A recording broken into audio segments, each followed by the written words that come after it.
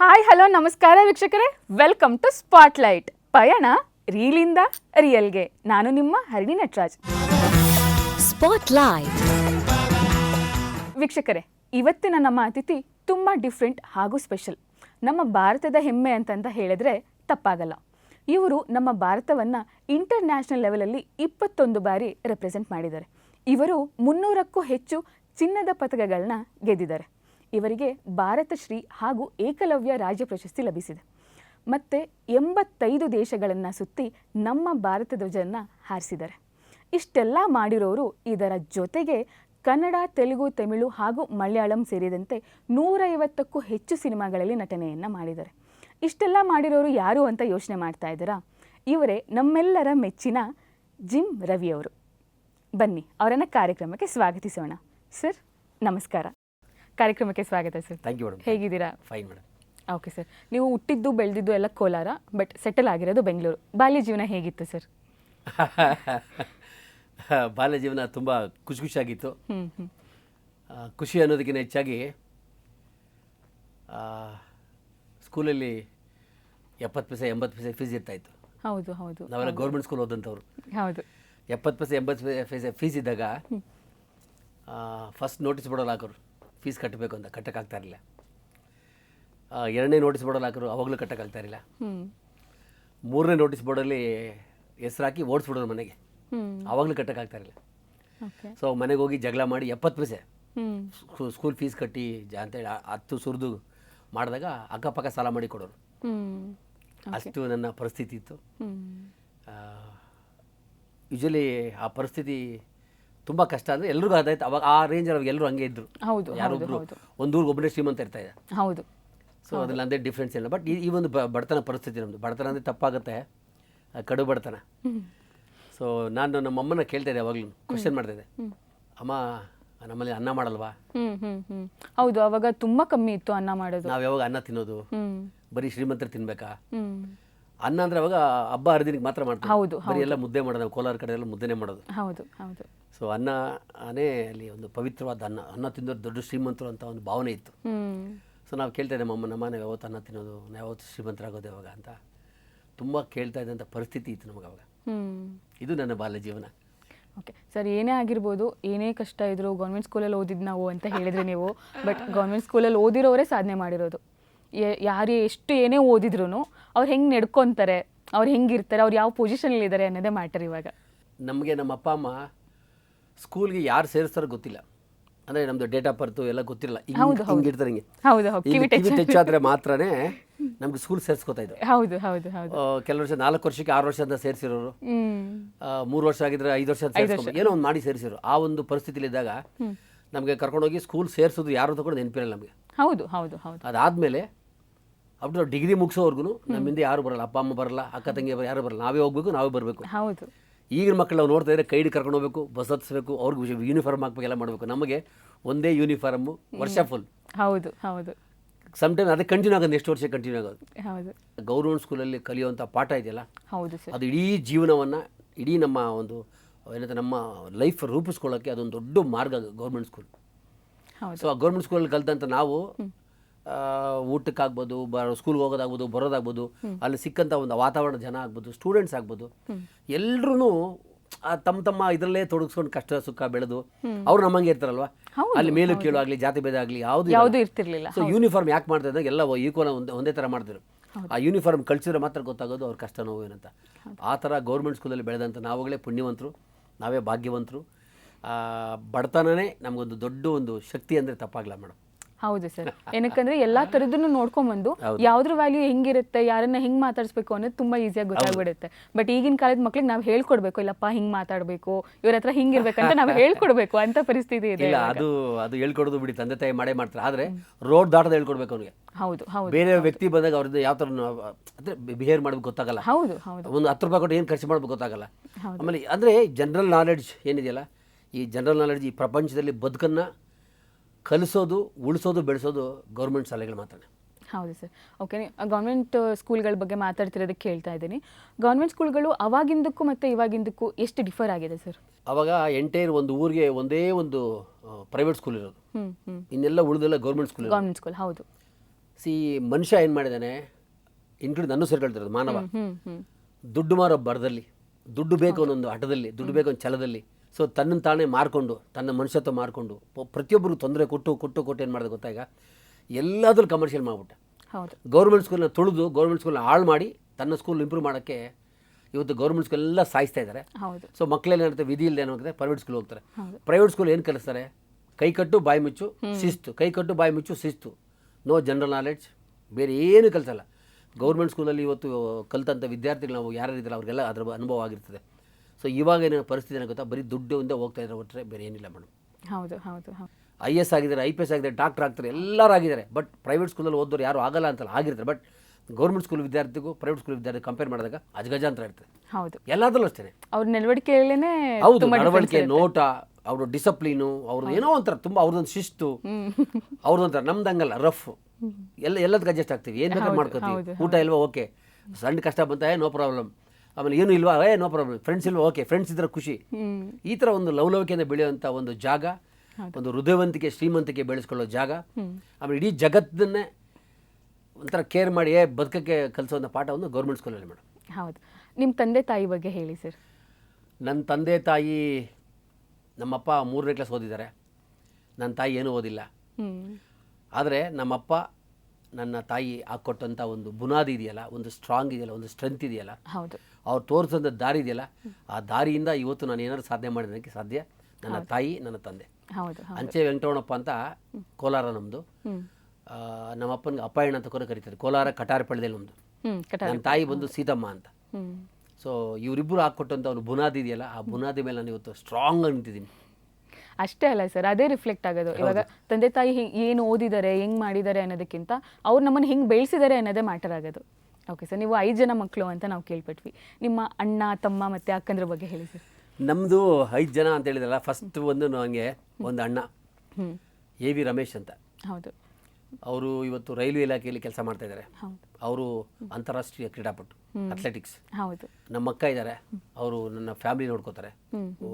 Family ಹುಡುಗಿ ಮದುವೆ ಆಗಿದೆ, ಗಿರಿಜಮ್ಮ ಅಂತ.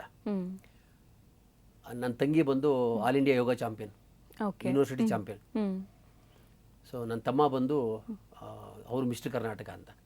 ನನಗೊಂದು ಅಣ್ಣ, ಒಂದು ಅಕ್ಕ, ಒಂದು ತಮ್ಮ, ಒಂದು ತಂಗಿ, ಮಧ್ಯಮ ಪಾಂಡ್ಯ ಅಂತಲ್ಲ, ಆ ಥರ ನಾನು ಮಧ್ಯಲ್ಲಿದ್ದೀನಿ. ಸೊ ಇವತ್ತು ನಮ್ಮಪ್ಪ ರಸ್ಲರ್, ನಾನು ದೊಡ್ಡ ಕುಸ್ತಿಪಟು ಅಲ್ಲ.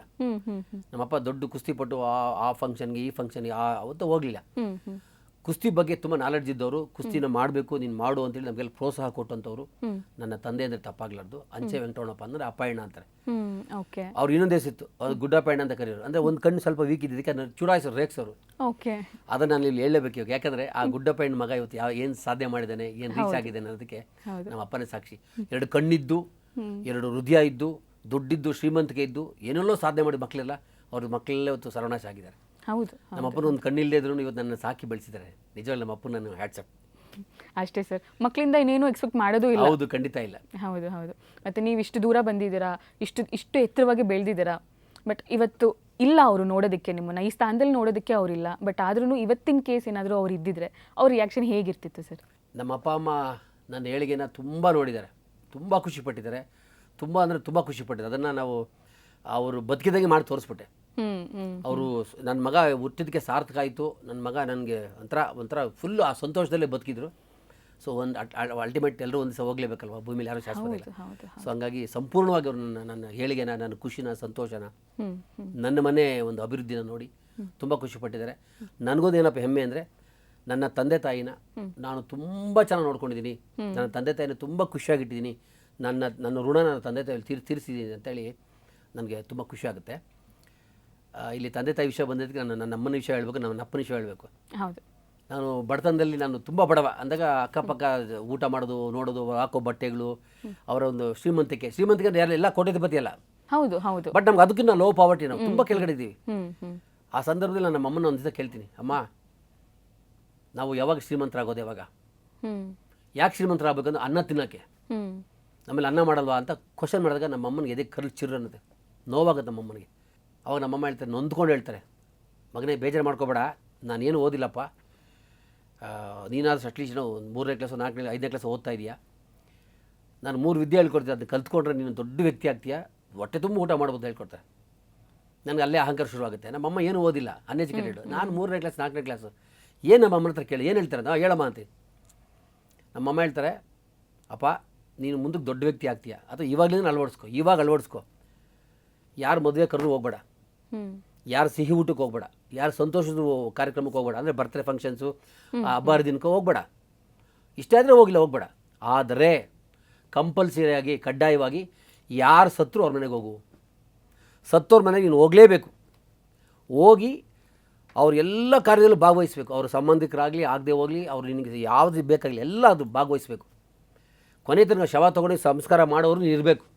ಆ ಶವನ ಮುಟ್ಟಬೇಕು, ಅದನ್ನು ಹಳ್ಳಕ್ಕೆ ಹಾಕಬೇಕು, ಎಲ್ಲ ಕೆಲಸ ಮಾಡಿ ಮನೆಗೆ ಬಂದು ಸ್ನಾನ ಮಾಡಿ, ಇದು ನನಗೆ ಆಸೆ ಪ್ರಮಾಣ ಮಾಡಬೇಕು ಅಂತಾರೆ.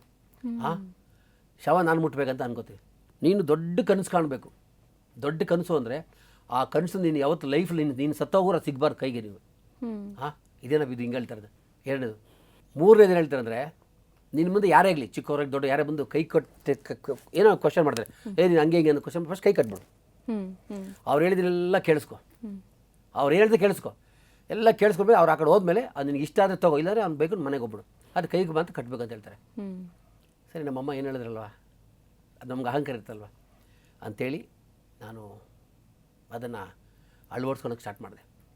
ಸರಿ, ಒಂದು ಟೆಸ್ಟ್ ಮಾಡಬೇಕಲ್ಲ, ನಮ್ಮಮ್ಮ ಏನು ಹೇಳೋದಂತೇಳಿ. ಸೊ ಒಂದು ಕನಸು ಕಾಣೋಣ, ಚಿಕ್ಕದ ಒಂದು ಕನಸು ಕಾಣೋಣ. ಏನು ಕನಸು ಕಾಣೋಣ ಅಂದರೆ, ಕೋಲಾರದಲ್ಲಿ ಒಂದು ಹೋಟ್ಲ್ ಇರ್ತದೆ, ಗೀತಾ ಹೋಟೆಲ್ ಅಂತ.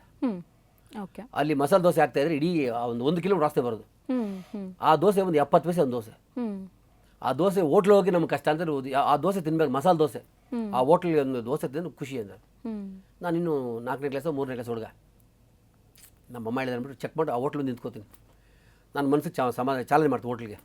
ನಾನು ಈ ವರ್ಷದೊಳಗಡೆ ನಿನ್ನ ಹತ್ರ ಒಂದು ದೋಸೆ ತಿಂತೀನಿ, ನಾನು 70 ಪೈಸೆ ಕೊಟ್ಬಿಟ್ಟು ದೋಸೆ ತಿಂತೀನಿ ಅಂತ ಪ್ರಮಾಣ ಮಾಡ್ತೀನಿ. ಪ್ರಮಾಣ ಮಾಡಿದಾಗ ಖುಷಿ ಆಗುತ್ತೆ. ಮತ್ತು ಬಂತೀನಿ, ಹೆಂಗೆ ತಿನ್ನೋದು, ಚಿಕ್ಕ ಹುಡುಗ ನಾನು. ಅವಾಗೇನು ಮಾಡ್ತೀನಿ, ದಸರಾ ಹಾಲಿಡೇಸ್ ಅಂತ ಕೊಡ್ತಾರೆ, 15 ಡೇಸ್, 15 ದಿವಸ 20 ದಿವಸ ಕೊಡ್ತಾರೆ.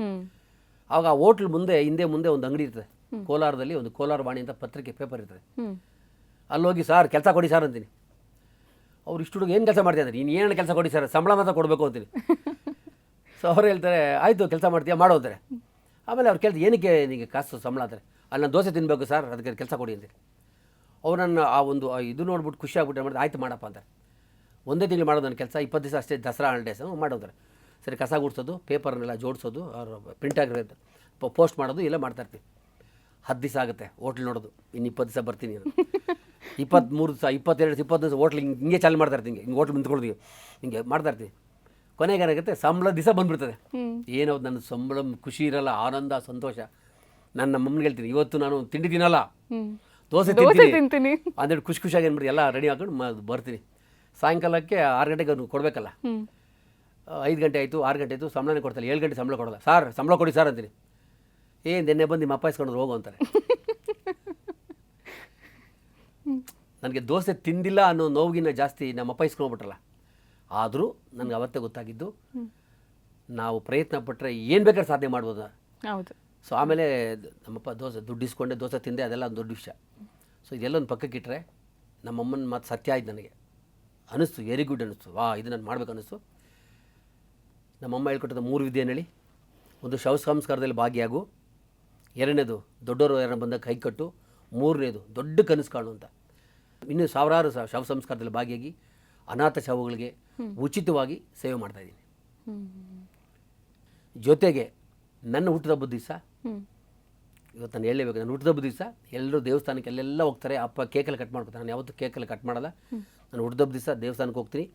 ಸಂಜೆ ಕರೆಕ್ಟಾಗಿ ಇಡೀ ದೇಶದಲ್ಲಿ ಎಲ್ಲೇ ಇರಲಿ 4 ಗಂಟೆಗೆ ಸ್ಮಶಾನಕ್ಕೆ ಹೋಗ್ತೀನಿ.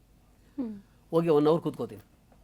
ಅಲ್ಲೆಲ್ಲ ಚೀರಾಟ, ಅಳ್ತಾ ಇರ್ತಾರೆ, ನೋಡ್ತಾ ಇರ್ತಾರೆ, ನಗ್ತಾ ಇರ್ತಾರೆ, ಎಣ ಬೇಯ್ತಾ ಇರ್ತದೆ. ಈ ಕಡೆ ನೋಡ್ತೀನಿ. ಇದು ನಾನು ಹಿಂಗೆ ಸಾಯ್ತೀನಲ್ವಾ, ನಾನು ಹಿಂಗೆ ಎಣಕ್ಕಾಗ್ತಾರಲ್ವ, ನಮ್ಮ ರಿಲೇಷನಲ್ಲಿ ಹಿಂಗೆ ಅಳ್ಬೋದಲ್ವಾ, ಹೌದಲ್ವಾ, ಇಲ್ಲೆಲ್ಲ ನಮ್ಮ ಅಪ್ಪ ಅಮ್ಮ ಎಲ್ಲ ಕೂತಿರ್ತಾರೆ, ಎಲ್ಲ ಏನೋ ಒಂಥರ ಇಮ್ಯಾಜಿನೇಷನ್ ಮಾಡ್ಕೋತೀವಿ. ಒಂಥರ ಖುಷಿಯಾಗಿ ಮನೆಗೆ ವಾಪಸ್ ಬರ್ತೀನಿ. ಇದನ್ನು ಸತತವಾಗಿ ಮಾಡ್ತಾಯಿದ್ದೀನಿ, ಯಾರಿಗೂ ಗೊತ್ತಿಲ್ಲ. ಯಾಕೆ ಮಾಡ್ತೀನಿ ಅಂತಂದರೆ, ನಾವು ಒಂದು ದಿವಸ ಅಲ್ಲಿ ಹೋಗಲೇಬೇಕಲ್ವ. ಆಮೇಲೆ ಇನ್ನೊಂದು ಹೇಳ್ದು ಕೇಳಿ, ಇನ್ನೊಂದು ಬ್ಯೂಟಿ ಏನಪ್ಪ ಅಂದರೆ, ಸತ್ತೋಗಿರ್ತಾರೆ, ನನ್ನ ಕಣ್ಣಿಗೆ ಬಟ್ಟೆ ಕಟ್ಬಿಡಿ, ಅಲ್ಲಿ ಅಳ್ತಾ ಇರ್ತಾರೆ. ನಾನು ಅವ್ರಿಗೆ ಇದೇ ಸಂಬಂಧ ಆಗುವ ಅಂತ ಹೇಳ್ತೀನಿ. ನಾನು ಶವನ ಮಲಗಿಸಿರ್ತಾರೆ, ಹೆಂಡತಿ ಅಳ್ತಾ ಇರ್ತಾಳೆ, ಆ ಹೆಂಡತಿ ಅಳ್ತಾರೆ ಹೇಳ್ತೀನಿ, ಅವ್ರ ಹೆಂಡತಿ ಅಳ್ತಾರೆ ಅಂತ ಹೇಳ್ತೀನಿ. ಅವ್ರ ಅಮ್ಮ ಅಳ್ತಾ ಇರ್ತಾರೆ, ಇದು ಅವ್ರ ಅಮ್ಮ ಅಳ್ತಾ ಇದ್ದಾರೆ ಅಂತ ಹೇಳ್ತೀನಿ. ನೆಕ್ಸ್ಟ್ ಅವ್ರ ಮಕ್ಕಳು ಬರ್ತಾರೆ, ಹೆಣ್ಮಕ್ಳು, ಅಪ್ಪ ಅಂತ ಬರ್ತಾರೆ. ನಾನು ಹೇಳ್ತೀನಿ ಹೆಣ್ಮಕ್ಳು ಹೇಳ್ತಾ ಇದ್ದಾರೆ ಹೇಳ್ತೀನಿ. ಇನ್ನು ರಿಲೇಷನ್ಸ್ ಹೇಳ್ತಾ ಇರ್ತಾರೆ, ಸಂಬಂಧಿಕರು ಹೇಳ್ತಾ ಇರ್ತಾರೆ, ಕೊನೆಗೆ ಆತ್ಮೀಯ ಸ್ನೇಹಿತರು ಬಂದು ಹೇಳ್ತಾ ಇರ್ತಾರೆ, ಇನ್ನೂ ತುಂಬ ಸ್ನೇಹಿತರು ಬಂದು ಹೋಗ್ತಾರೆ. ಅವ್ರು ಹೇಳ್ತೀನಿ ಇವರೇ ಅಂತ ಹೇಳ್ತೀನಿ ನಾನು. ಅಷ್ಟು ನನಗೆ ಎಕ್ಸ್ಪೀರಿಯನ್ಸ್ ಈ ಶವ ಸಂಸ್ಕಾರ ಮಾಡಿ ನೋಡಿ ಭಾಗವಹಿಸಿ ತುಂಬ ವೇರಿಯೇಷನ್ಸು. ಕೆಲವು ನಾಟಕ ಕಳ್ತಾ ಇರ್ತಾರೆ, ಎಲ್ಲ ನನಗೆ ಗೊತ್ತಾಗ್ತದೆ. ಅಂದರೆ ಆ ಶವ ಸಂಸ್ಕಾರ ಆಗಿ ಪ್ರತಿಯೊಂದು ಹೆಜ್ಜೆಗೆ ನೋಡಿ ಹೋಗಿದ್ದೀನಿ. ಈ ಥರ ಶವ ಸಂಸ್ಕಾರದಲ್ಲಿ ಕೊನೆಯ ಶವ ಸಂಸ್ಕಾರ ನಂದು ಅಂದರೆ ಮೊನ್ನೆ ನಮ್ಮ ಜಾನಕಿಯಮ್ಮ ಸತ್ತೋದಾಗ ನಾನೇ ಮುಂದೆ ನಿಂತು ಬಂದು ಮಾಡಿದೆ. ನನ್ನ ಕರ್ತವ್ಯ, ನಾನು ಯಾರಿಗೂ ಕರಿಬೇಕಾಗಿಲ್ಲ. ಹೌದು ಮಾಡಿದೆ. ಅಪರ್ಣವ್ರು ಸತ್ತೋಗು ಮಾಡಿದ್ದೀನಿ. ನನಗೇನು ಗೊತ್ತಿದೆ ಕರ್ತವ್ಯ ಮಾಡ್ತೀನಿ. ಶವ ಸಂಸ್ಕಾರಕ್ಕೂ ನನ್ನ ಕರೀತಾರೆ, ನನ್ನ ನಂಬರ್ ಇದೆ ಫ್ರೀ, ಎಲ್ಲ ಫೋನ್ ಮಾಡ್ತಾರೆ, ಮಾಡ್ತಾರೆ. ಅದರಲ್ಲಿ ತುಂಬ ನಾನು ನೊಂದಂಥ ಒಂದು ಶವ ಸಂಸ್ಕಾರದ ಸಂಗತಿ ಏನಪ್ಪ ಅಂದರೆ, ಕರೋನಾದಲ್ಲಿ ಒಂದು 300ಕ್ಕೂ ಅಧಿಕ ಮಾಡಿಬಿಟ್ಟಿದ್ದೀನಿ. 300ಕ್ಕೂ ಜಾಸ್ತಿ ಮಾಡಿಬಿಟ್ಟಿದ್ದೀನಿ. ಈ ಶವ ಸಂಸ್ಕಾರದಲ್ಲಿ ತುಂಬ ನಾನು ನೆನ್ಪಿಟ್ಕೊಳ್ಳೋಂಥದ್ದು ಸಾವಿರಾರಾಗಿದ್ದಾವೆ. ಅದರಲ್ಲಿ 1-2 ಹೇಳ್ತೀನಿ ಕೇಳಿ. ಶವ ಸಂಸ್ಕಾರದಲ್ಲಿ ನಮ್ಮ ವಿಜಯನಗರದಲ್ಲಿ ಒಬ್ಬರು ತಿರ್ಕೋತಾರೆ ಬ್ರಾಹ್ಮಣರು. ಯಾವುದು ಗಾಡಿ ಆಚೆ ಬಿಡಲ್ಲ, ಯಾವ ಶವ ನೆಟ್ಟಕ್ಕೆ ಬಿಡಲ್ಲ, ಕರೋನಾ ಸರ್ಟಿಫಿಕೇಟ್ ಬೇಕು, ಅದು ಬೇಕು, ಇದು ಬೇಕಂತ ತುಂಬ ಸ್ಟ್ರಿಕ್ಟ್ ಇರ್ತದೆ.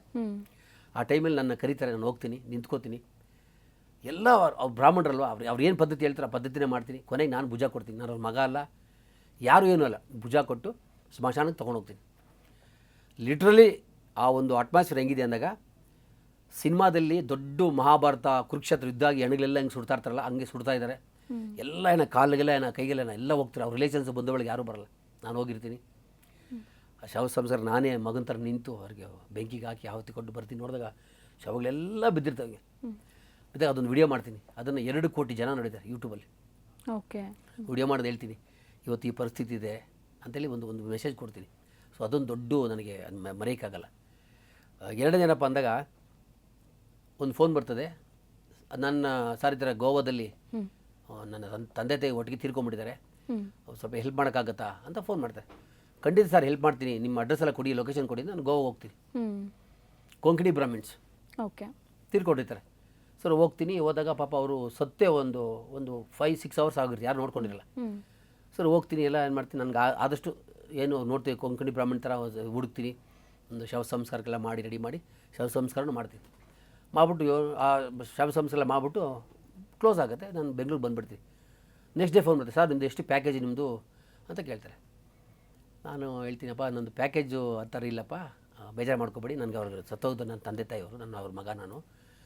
ಅಯ್ಯೋ ಇಲ್ಲ ಸರ್ ನಾವು ಅವ್ರ ಮಕ್ಕಳು ಅಂತ. ಪರವಾಗಿಲ್ಲಪ್ಪ, ಅವ್ರಿಗೂ ಜನ್ಮ ಕೊಟ್ಟಿರೋದು ನಿಮ್ಮನ್ನು ಕೊಟ್ಟಿರ್ಬೋದು, ಬಟ್ ನನಗೆ ಅವ್ರ ತಂದೆ ತಾಯಿ ಫೀಲ್ ಆಯ್ತಪ್ಪ, ನಾನು ಆ ಥರ ಕ್ಯಾರೆಕ್ಟರ್ ಅಲ್ಲಪ್ಪ, ಬಿಟ್ಬಿಡು ಅಂತೇಳಿ ಸುಮ್ಮನೆ ಆಗ್ಬಿಟ್ಟೆ.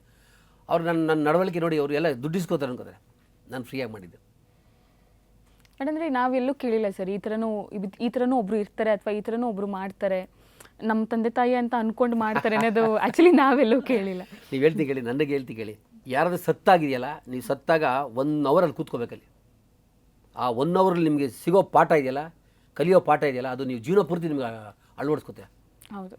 ಸತ್ತಾಗ ಸುಮ್ಮನೆ ನೋಡ್ಬಿಟ್ಟು ಹೂನಾರು ಹಾಕ್ಬಿಟ್ಟು ಹೋಗ್ಬಿಡೋದಲ್ಲ, ಅಲ್ಲಿ ಕೂತ್ಕೋಬೇಕಲ್ಲ. ಕೂತ್ಕೊಂಡಾಗ ಆ ನೋವು, ಆ ಮಿಡಿತ ನಿಮ್ಮ ಹಾರ್ಟ್ ಬೀಟ್ ಆಗುತ್ತೆ. ಅವರೆಲ್ಲ ಜನ ಬರೋದು ಅಳ್ಳೋದು ನೋಡಿದಾಗ ನಿಮಗೆ ಗೊತ್ತಾಗುತ್ತೆ ಏನು ಮನುಷ್ಯನ ಅಂತ ಮನ್ಸು ಇದು ಅಂತ. ಸೊ ಹಂಗಿರೋದನ್ನು ನಾನು ನೋಡೋದು ಮಾಡಿದ್ದೀನಿ. ಆಮೇಲೆ ನೀವು ಹೇಳೋದಲ್ಲ ಈ ಥರ ಒಂದು ಜನ ಇರ್ತಾರೆ ಅಂತ, ಖಂಡಿತ ನಾನು ಆ ಥರ ಜನ ಪಬ್ಲಿಸಿಟಿಗೋಸ್ಕರ ನಾನು ಮಾಡಲಿಲ್ಲ. ನಾನು ಇವತ್ತು ಯಾರಿಗೂ ಹೇಳ್ಕೊಳ್ಳಲ್ಲ. ನಾನು ಟಿ ವಿ ನೋಡ್ತಾ ಇರ್ತಾರಲ್ವ, ನಿಮ್ನೇನು ವಿದ್ಯಾ ಟಿ ವಿ ನೋಡ್ತಾ ಇರ್ತಾರೆ, ಅವರೆಲ್ಲರಿಗೂ ಗೊತ್ತಿರ್ತದೆ ಯಾರ ಮನೆಗೆ ಹೋಗಿದ್ದು, ಯಾರ ಮನೆ ಮಾಡಿದ್ದೀನಿ ಅಂತ. ಅವ್ರಿಗೆ ಆಶ್ಚರ್ಯ ಆಗುತ್ತೆ. ರವಿಂಗ್ ಬರ್ತಾರೆ, ಅಪರ್ಣ ಅವರು ಬ್ರಾಹ್ಮಣ ಅಲ್ವಾ, ಹೌದು, ನಾನು ಗೌಡ.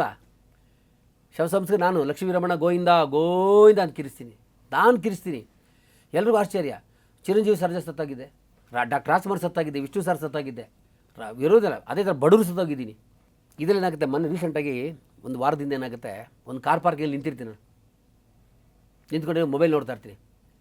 ಒಂದು ಅಜ್ಜಿ ಬರ್ತಾಳೆ, ಅಜ್ಜಿ ಅಂದರೆ ಒಂದು ಮಿಡಲ್ ಏಜ್ ಅಮ್ಮ ಬರ್ತಾಳೆ, ಬಂದು ಬಾಗಿಲು ತಡ್ತಾಳೆ. ಹಿಂಗೆ ನಾನು ಏನು ಮಾಡಿದೆ, 10 ರೂಪಾಯಿ ತೆಗೆದು ಮಿರರ್ ತೆಗೆದು ಕೊಡೋಕೆ ಹೋಗ್ತೀನಿ. ಹಿಂಗೆ ದುಡ್ಡು ಬೇಡಪ್ಪ ಅಂತೇಳಿ. ಯಾಕಮ್ಮ ಅಂದರೆ ನಾನು ಗುರುತಿಸಿದ್ದ ಅಂತ ಕೇಳ್ತೀನಿ. ಇಲ್ಲಮ್ಮ ಅಂದರೆ, ಕರೋನಾದಲ್ಲಿ ನೀವು ನನ್ನ ಗಂಡನಿಗೆ ನೀವು ಶವ ಸಂಸ್ಕಾರ ಮಾಡಿದ್ರಪ್ಪ, ನನಗೆ ಅವತ್ತು ಕೊಡೋಕ್ಕೆ ನನ್ನ ಏನು ಕಾಸಿಲ್ಲ, ಇವತ್ತಿನ ಹಿಂಗೆ ಬಂದಿದ್ದು ನಾನು ನೋಡಿದೆ, ತೊಗೊಳಪ್ಪ ಅಂತ ಒಂದು ಆಪಲ್ಲು, ಒಂದು ಬಾಳೆಹಣ್ಣು, ಒಂದು ಮೂಸಂಬಿ ಕೊಟ್ಟು ಪಾಪ ಕಟ್ಬಿಟ್ಟು ಕಣ್ಣಲ್ಲಿ ದಿನ ಕೊಟ್ಟು ಹೋಗ್ತಾಳೆ. ಹಿಂಗೆ ನಾನು ಹೇಳ್ತಾ ಇರೋದು, ನಾವು ಮರೆತೋಗ್ತೀವಿ. ಅವರು ನನಗೆ ಒಂದು ಹಣ್ಣು ಅದು ಕೊಟ್ಟಾಗ ಅದು ನನಗೆ ದೊಡ್ಡದು, ಅದು ಕೋಟಿ ಅವಾರ್ಡ್ ಇದ್ದಂಗೆ ನನಗೆ. ಹೌದು, ಅಟ್ಲೀಸ್ಟ್ ಅವ್ರು ನೆನೆಸ್ಕೊಂಡು ಬಂದು ಕೊಟ್ರಲ್ಲ, ಅದೇ ದೊಡ್ಡ ವಿಷಯ. ನಿಮ್ಮ ಫ್ಯಾಮಿಲಿ ಪೂರ್ತಿ ನ್ಯಾಷನಲ್ನ ರೆಪ್ರೆಸೆಂಟ್ ಮಾಡಿದೆ, ಎಲ್ಲರೂ ಸ್ಪೋರ್ಟ್ಸಲ್ಲೇ ಇದ್ದಾರೆ. ಇನ್ಸ್ಪಿರೇಷನ್ ಏನು ಸರ್? ಹೋಲ್ ಕುಟುಂಬನೇ ಸ್ಪೋರ್ಟ್ಸಲ್ಲಿ ಇರೋದು. ಇನ್ಸ್ಪಿರೇಷನು ಅಂದರೆ ಮೊದಲನೇದಾಗಿ ಉದಯ ಟಿ ವಿ ಮುಖಾಂತರ ನನ್ನ ಚಿಕ್ಕಪ್ಪ ಅಂದರೆ ಅಂಚೆ ಅಶ್ವಥ್ ಅಂತ ಕೋಲಾರದಲ್ಲಿದ್ದಾರೆ. ಓಕೆ. ಅವರು ಒಂದು ಕನಕ ಬಾಸ್ಕೆಟ್ಬಾಲ್ ಕ್ಲಬ್ ಅಂತ ಪ್ರಾರಂಭ ಮಾಡ್ತಾರೆ. ಓಕೆ. ಅದನ್ನು ಅವ್ರು ಪ್ರಾರಂಭ ಮಾಡಿದಾಗ ಏನಾಗುತ್ತೆ, ನಮ್ಮ ಚಿಕ್ಕಪ್ಪ ಅಂದರೆ ನಮ್ಮ ತಂದೆ ತಮ್ಮ ಹೌದು, ಅವರು ಅದನ್ನು ಬಾಸ್ಕೆಟ್ಬಾಲ್ ಆಟ ಆಡ್ತಾರೆ, ಹ್ಮ್ ಹ್ಮ್ ಹ್ಮ್ ಅವ್ರನ್ನ ಫಾಲೋ ಮಾಡ್ತಾರೆ. ಹ್ಮ್ ಅವ್ರ ತಮ್ಮ ಆಕೃ ಸೋಮಶೇಖರ್ ಅಂತ, ಹ್ಮ್ ಅವರು ಕನ್ನಡ ಸಂಘಟನೆ, ಕನ್ನಡ ಪರ ಹೋರಾಟಗಾರರು, ಡಾಕ್ಟರ್ ರಾಜ್ಕುಮಾರ್ ಸಂಘ ಅಂತ ಅವರು ಕೋಲಾರದಲ್ಲಿ ಫೇಮಸ್ ಇಬ್ರು. ಓಕೆ ಓಕೆ ನಮ್ಮ ಚಿಕ್ಕಪ್ಪ ನ್ಯಾಷನಲ್ ಪ್ಲೇಯರ್ ಅಂಚೆ ಯಶ್ಪತ್ ಅಂತ, ಹ್ಮ್ ರಾಷ್ಟ್ರೀಯ ತರಬೇತುದಾರರು, ರಾಷ್ಟ್ರೀಯ ಕೋಚ್ ಆಗಿದ್ದಾರೆ. ಹ್ಮ್ ಇವತ್ತು ಕೂಡ ಅವರು ಬಾಸ್ಕೆಟ್ಬಾಲ್ನ ರನ್ ಮಾಡ್ತಾರೆ, ಕನಕ ಬಾಸ್ಕೆಟ್ಬಾಲ್ ಕೋಲಾರ ಅಂತ. ಹ್ಮ್ ಸೊ ನಮ್ಮ ಅಣ್ಣಂಗೆ ಸ್ಪೋರ್ಟ್ಸಲ್ಲಿ ಕೆಲಸ, ನನಗೆ ಸ್ಪೋರ್ಟ್ಸಲ್ಲಿ ಕೆಲಸ, ನಮ್ಮ ಚಿಕ್ಕಪ್ಪಂದ್ರೆ ಸ್ಪೋರ್ಟ್ಸಲ್ಲಿ ಕೆಲಸ, ಹ್ಮ್ ನನ್ನ ತಂಗಿಗೆ ಸ್ಪೋರ್ಟ್ಸಲ್ಲಿ ಕೆಲಸ, ನಾವೆಲ್ಲ ಸ್ಪೋರ್ಟ್ಸಲ್ಲಿ ಊಟ ಮಾಡ್ತಾ ಇರೋದು. ಹಂಗಾಗಿ ಎಲ್ಲರೂ ಒಂದು ಕ್ವಶನ್ ಇರ್ತದೆ, ಹ್ಮ್ ಸ್ಪೋರ್ಟ್ಸ್ ಯಾಕೆ ಮಾಡಬೇಕು, ಅದರಿಂದ ಏನು ಉಪಯೋಗ ಇದೆ, ಹೌದು, ಸ್ಪೋರ್ಟ್ಸ್ ಯಾಕೆ ಮಾಡಬೇಕು ಅನ್ನೋದು ಎಲ್ಲರದ್ದು ಕ್ವಶನ್ ಇದೆ. ಹ್ಮ್ ಸ್ಪೋರ್ಟ್ಸ್ ಮಾಡೋದು ನಮ್ಮ ಜೀವನ, ನಮ್ಮ ಬದುಕು, ನಮ್ಮ ಆರೋಗ್ಯ, ಜೊತೆಗೆ ನಮ್ಮ ಸುತ್ತಮುತ್ತಲಿರೋ ಒಂದು ವಾತಾವರಣನ ತುಂಬ ನೀಟಾಗಿ ಕ್ಲೀನಾಗಿ ಇಟ್ಕೊಂಡು ಹೆಲ್ತಿಯಾಗಿ ಇಟ್ಕೊಂಡು ಹೋಗೋಕ್ಕೆ, ಜೊತೆಗೆ ಒಂದು ಉತ್ತಮವಾದ ಈ ಆರೋಗ್ಯವಂತ ಭಾರತವನ್ನು ಕಟ್ಟಕ್ಕೆ ಈ ಕ್ರೀಡೆ ತುಂಬ ಸಹಾಯ ಆಗ್ತದೆ. ಹೌದು ಹೌದು, ಇವತ್ತು ನಾನು ಹೇಳ್ದಲ್ಲ ನಿಮಗೆ, 70 ಪೈಸೆ ಸ್ಕೂಲಲ್ಲಿ ಫೀಸ್ ಕಟ್ಟೋಕ್ಕಾಗ್ತಾ ಇಲ್ಲ. ಈ ಒಂದು ಸ್ಪೋರ್ಟ್ಸನ್ನು ನಂಬಿ ಸ್ಪೋರ್ಟ್ಸ್ ಕಟ್ಟಿದ್ದಕ್ಕೆ ಇವತ್ತು 85 ದೇಶ ಹೋಗಿದ್ದೀನಿ. ಹೌದು, ನೀವು ಅಷ್ಟೇ ಸ್ನೇಹಿತರೆ, ನಿಮ್ಮ ಮಕ್ಕಳಿಗೆ, ನಿಮ್ಮ ಅಕ್ಕಪಕ್ಕದವ್ರಿಗೆ, ನಿಮ್ಮ ಸ್ನೇಹಿತರಿಗೆ ಓದಿಸಿ ಓದೋದ್ರ ಜೊತೆಗೆ ಅವ್ರು ಡಾಕ್ಟ್ರ್ ಆಗಲಿ, ಇಂಜಿನಿಯರ್ ಆಗಲಿ, ಪೊಲೀಸ್ ಆಫೀಸರ್ ಆಗಲಿ, IAS ಆಫೀಸರ್ ಆಗಲಿ, KS ಆಫೀಸರ್ ಆಗಲಿ, ಏನು ಬೇಕಾರಾಗಲಿ ಸಾಧನೆ ಮಾಡಲಿ. ಅದ್ರ ಜೊತೆಯಾಗಿ ಉತ್ತಮ ಕ್ರೀಡಾ ಮನೋಭಾವನ ಬೆಳೆಸ್ಕೋಬೇಕು, ಕ್ರೀಡಾಪಟುವಾಗಬೇಕು. 1,00,000ಕ್ಕೆ 1,000,000 ಬರೆದಿರ್ತಾರೆ ಮೇಡಮ್, ಆ ಒಂದನ್ನು ಕಿತ್ತಾಕ್ಬಿಟ್ರೆ ಎಲ್ಲ ಲೈಫೇ 0. ಆ ಒಂದೇ ಸ್ಪೋರ್ಟ್ಸ್, ಇದು ಹೆಲ್ತ್. ಹೌದು ಹೌದು ಹೌದು, ವೆರಿ ಟ್ರೂ. ಹೌದು, ಆ ಹೆಲ್ತ್ ಅನ್ನೋದಿದೆಯಲ್ಲ, ಆ ಒಂದನ್ನೇ ಇಟ್ಕೋಬೇಕು ನಾವು. ಹೌದು, ದೇಹದಲ್ಲಿ ಶಕ್ತಿ ಇದ್ದಾಗ ನಾವು ದೇಹಕ್ಕೆ ದಂಡನೆ ಕೊಡಬೇಕು. ಇಲ್ಲ ಅಂದರೆ ದೇಹದಲ್ಲಿ ಶಕ್ತಿ ಆಗೋದಾಗ ದೇಹ ನಮ್ಮನ್ನು ದಂಡಿಸುತ್ತೆ. ಎಚ್ಚರ ಎಚ್ಚರ ಎಚ್ಚರ. ನೀವು ಇಷ್ಟೆಲ್ಲ ಸಾಧನೆ ಮಾಡಿದ್ದೀರಾ, ಇಷ್ಟೆಲ್ಲ ಮೆಡಲ್ಗಳನ್ನ ತೊಗೊಂಡಿದ್ದೀರಾ, ಇಷ್ಟೆಲ್ಲ ದೇಶಗಳನ್ನ ಸುತ್ತಿದ್ದೀರಾ, ಅದನ್ನೆಲ್ಲ ನಿಮ್ಮ ತಂದೆ ತಾಯಿ ನೋಡಿದ್ದಾರೆ. ಇಷ್ಟೆಲ್ಲ ಆದಮೇಲೆ ನಿಮ್ಮ ತಂದೆ ತಾಯಿ ಏನಾದರೂ ನಿಮಗೆ ಹೇಳಿದ್ರಾ? ತಂದೆ ತಾಯಿ ಹೇಳಿದಲ್ಲ, ಅವಾಗಲೇ ನನ್ನ ಅಮ್ಮ ಹೇಳಿದ್ರೆ ಅಂತ ಹೇಳಿದಲ್ಲ, 3 ವಿದ್ಯೆ ಹೇಳ್ಕೊಟ್ರಲ್ಲ, ಒಂದು ಮಾತ್ರ ನಿಮಗೆ ಶವ ಸಂಸ್ಕಾರದ ಮಾತ್ರ ಹೇಳಿ ನಿಲ್ಲಿಸಿದ್ದೆ. ಸೊ ಎರಡನೇದೇನಪ್ಪ ಅಂದಾಗ ಕೈ ಕಟ್ಟೋದು ಹೇಳಿದ್ರಲ್ಲ, ನಾನಿವತ್ತು ಲಕ್ಷಾಂತರ ಫೋಟೋ ಕಟ್ಟಿದ್ದೀನಿ. ನೀವು ಯಾವುದೇ ಫೋಟೋ ತೆಗೆದು ನೋಡಿ, ನಾನು ಈ ಥರ ಕೈ ಕಟ್ಟಿರ್ತೀನಿ. ಹೌದು, ಯಾವುದೇ ಫೋಟೋ ತೆಗೆದು ನೋಡಿ, ಎಲ್ಲೇ ತೆಗೆದು ನೋಡಿ, ಯಾವುದೇ ಒಳ್ಳೆಯದಾಗ ಫಂಕ್ಷನ್ ಆಗಲಿ, ಸಾವು ಫಂಕ್ಷನ್ ಆಗಲಿ, ನೀವು ಒಳ್ಳೆ ಯಾವುದೇ ಅವಾರ್ಡ್ ಫಂಕ್ಷನ್ ಏನು ಬೇಕಾದ್ರೆ ನಾನು ಇದೇ ಕೈ ಕಟ್ತೀವಿ. ಎಲ್ಲರೂ ಕ್ವಶನ್ ಮಾಡ್ತಾರೆ, ರವಿ ಸರ್ ಏನು ಸರ್ ನಿಮಗೆ ಫೋರ್ಸ್ ಕೊಡೋಕ್ಕೆ ಬರೋಲ್ಲ, ಬಾಡಿ ಇಟ್ಕೊಂಡು ಯಾವ ಕೈ ಕಟ್ತೀರ ಅಂತ. ನಮ್ಮ ಅಮ್ಮನ ಕೊಟ್ಟು ಮಾತಿದೆಯಲ್ಲ, ಅದು ಮಾಡ್ತೀನಿ. ಆಮೇಲೆ ನಮ್ಮ ಅಮ್ಮ ಹೇಳ್ತಾರೆ ದೊಡ್ಡ ಕನಸು ಕಾಣು ಅಂತ. ದೊಡ್ಡ ಕನಸು ಅಂದರೆ ಏನಂದರೆ, ನನಗೆ ಇಂಗ್ಲೀಷ್ ಬರಲ್ಲ, ಥ್ಯಾಂಕ್ಸ್ ನೋ ಎರಡು ಬಿಟ್ಟರೆ ಇಂಗ್ಲೀಷೇ ಬರಲ್ಲ. ನಾವೆಲ್ಲ ಗೌರ್ಮೆಂಟ್ ಸ್ಕೂಲ್ ಓದ್ತಾರಲ್ವ, ನಮ್ಮ ಅಮ್ಮ ಹೇಳಿದ್ರೆ ಕನಸು ಕಾಣಬೇಕು ಅಂತೇಳಿ ನಾನು ಅಮೆರಿಕಕ್ಕೆ ಹೋದಂಗೆ, ಇಂಗ್ಲೀಷಲ್ಲಿ ಮಾತಾಡ್ದಂಗೆ, ಇಂಗ್ಲೀಷಲ್ಲಿ ಜಗಳ ಮಾಡ್ದಂಗೆ, ಯಾರ ಜೊತೆನೋ ಫ್ರೆಂಡ್ ಮಾಡಿಕೊಂಡು ಇಂಗ್ಲೀಷಲ್ಲಿ ಹಂಗೆ ಹಿಂಗೆ ನಾನು ಕನಸು ಕಾಣಕ್ಕೆ ಸ್ಟಾರ್ಟ್ ಮಾಡ್ತೀನಿ. ಇವತ್ತು ಅಮೆರಿಕಕ್ಕೆ 18 ಸಲ ಹೋಗಿದ್ದೀನಿ. 30 ವರ್ಷ ವೀಸಾ ನನ್ನ ಹತ್ರ ಇದೆ. 10 ವರ್ಷ ಕೊಡ್ತಾ ಇದ್ದಾವೆ, 10 ವರ್ಷ ವೀಸಾ ಕೊಡ್ತಾ ಇದೆ, 30 ವರ್ಷದ ವೀಸಾ ನನ್ನ ಹತ್ರ ಇದೆ. ಸ್ನೇಹಿತರೆ, ತಂದೆ ತಾಯಿ ಮೊದಲ ದೇವರು, ದೇವರೇ ಅವರೇನೇ ಇರ್ತಾರೆ. ನಾವು ತಂದೆ ತಾಯಿಗಳ ಮಾತು ಎಷ್ಟು ಕೇಳ್ತೀವಿ, ತಂದೆ ತಾಯಿಗಳು ನಾವು ಎಷ್ಟು ಗೌರವ ಕೊಡ್ತೀವಿ, ತಂದೆ ತಾಯಿಗಳ ಗೌರವ ಕೊಟ್ಟಾಗ ಏನೆಲ್ಲ ಫಲ ಪ್ರತಿಫಲ ಸಿಗುತ್ತೆ.